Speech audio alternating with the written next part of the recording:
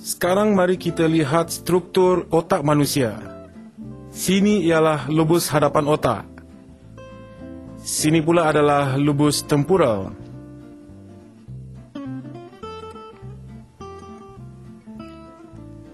Bahagian ini pula memproses penglihatan kita. Anda dapat lihat banyak saluran darah di sini. Lain kata, banyak darah disalurkan ke otak kita.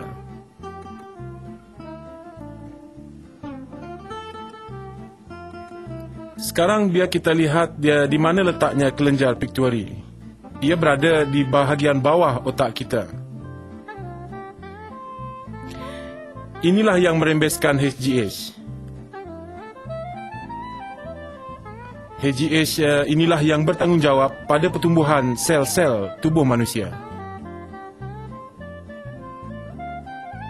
Pakar sains telah membuktikan dengan meningkatnya umur kita, HGH yang dirembeskan malah semakin kurang.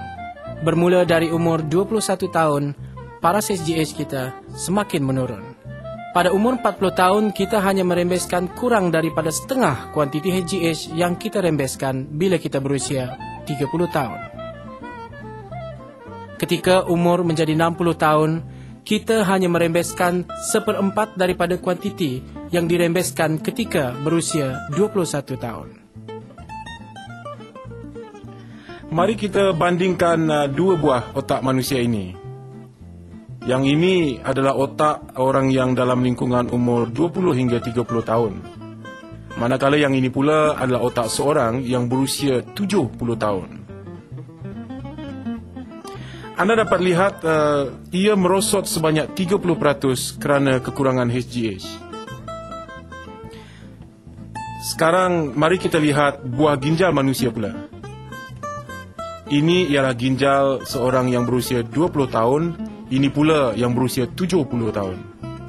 Ia juga telah mengecut sangat ketara. HGH dapat kembalikan ginjal yang telah mengecut ini kepada ginjal yang normal saiznya dan juga nampak sihat. HGH juga sangat berkesan kepada organ-organ lain seperti otak, pankreas, hati dan sebagainya. Dalam tempoh 1994 hingga 1996, lebih dari 800 pemerhatian klinikal menunjukkan menyuntik IGF berjaya meningkatkan 61% paras IGF dalam darah.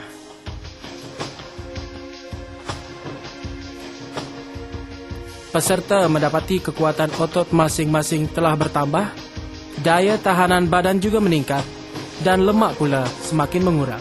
88% peserta yang terlibat mengatakan otot mereka bertambah kuat, manakala 81% peserta pula mengatakan saiz otot mereka juga turut bertambah.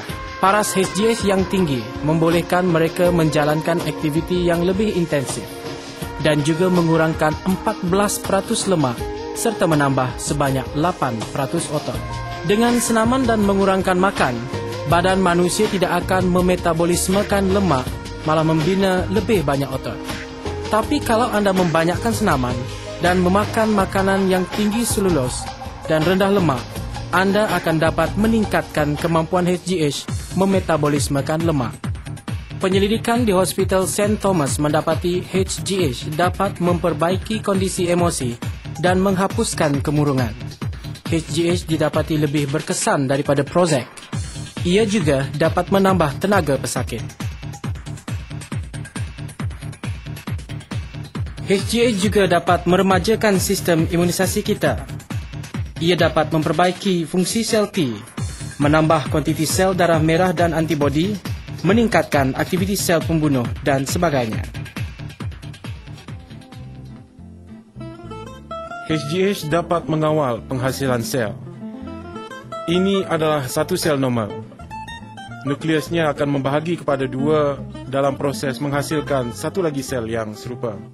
Ini adalah sangat mustahak kerana satu sel yang normal akan membahagikan kepada dua sel yang betul-betul sama.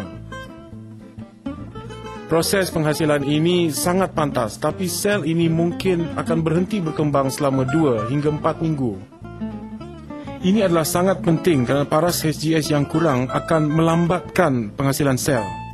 Lain kata, semakin lambat sel anda berkembang, kerosakan yang disebabkannya juga akan menjadi lebih besar. Kecanggihan sains telah membuktikan paras SGH yang tinggi dapat memulihkan kadar penghasilan sel dan juga ini adalah sangat mustahak pada sel dan organ tubuh manusia.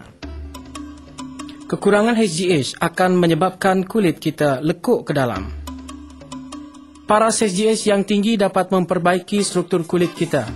Ia dapat menarik kulit muka naik ke atas, melicinkan kulit muka, serta menambah kolagen di bawah kulit dan meningkatkan kekenyalan kulit.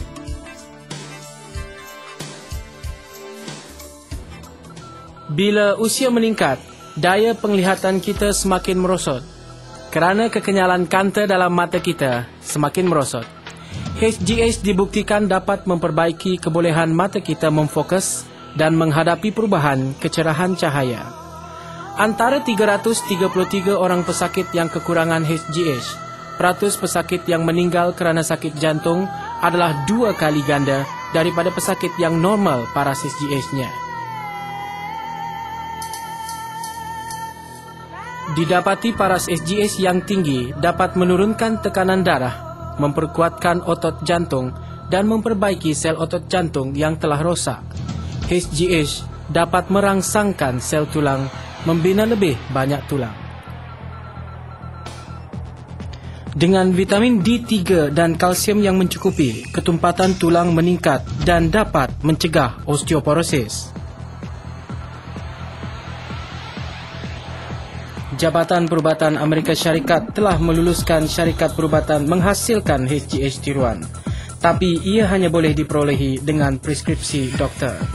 Dengan memakan makanan suplemen tertentu, akan dapat merangsangkan pituitary merembeskan HGH. Sains perubatan telah membuktikan kemerosotan tubuh badan boleh diterbalikkan. Tidak lama dari sekarang, orang yang berusia akan dapat menikmati lebih 10 hingga 20 tahun hayat yang lebih sihat dan bertenaga. Para saintis telah menemukan rahsia mengembalikan keremajaan.